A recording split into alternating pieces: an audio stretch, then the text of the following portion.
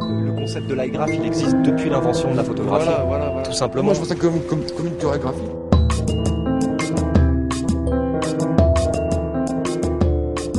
Dans la photo, dans l'instant, dans la spontanéité, dans... C'est dessiner ou écrire avec la lumière. Dessiner ou écrire avec la lumière. Dessiner ou écrire avec la lumière.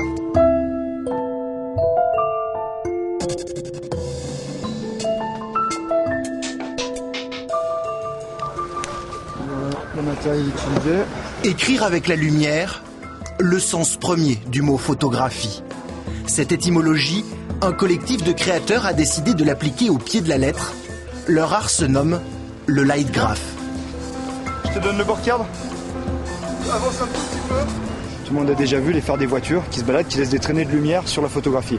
Donc là, c'est exactement le même principe, sauf que l'idée est non plus de subir les tracés de lumière imposés par l'éclairage urbain, les voitures, des choses aléatoires, mais de mettre dans la main d'artistes qui maîtrisent l'écriture des outils de lumière pour qu'eux-mêmes créent des graphismes non plus dus au hasard, mais maîtrisés. C'est des lampes qui sont bricolées avec différentes gélatines en fait pour les changements de couleur, et en fait chaque lampe a un effet et a du coup une texture complètement différente en fait. Grâce à Guillaume le photographe, Brusque et Julien ont découvert cette pratique il y a plus de 2 ans. L'un vient du tag, l'autre est calligraphe. Quand je travaillais sur papier, j'avais toujours cette envie de grandir mes volumes et de pouvoir travailler de plus en plus en gestuel. Et en fait, la calligraphie lumineuse me permet d'avoir une toile, on va dire, de 50 mètres de long si je le veux, qui est en 3 dimensions, dans laquelle je peux avancer, dans laquelle je peux reculer.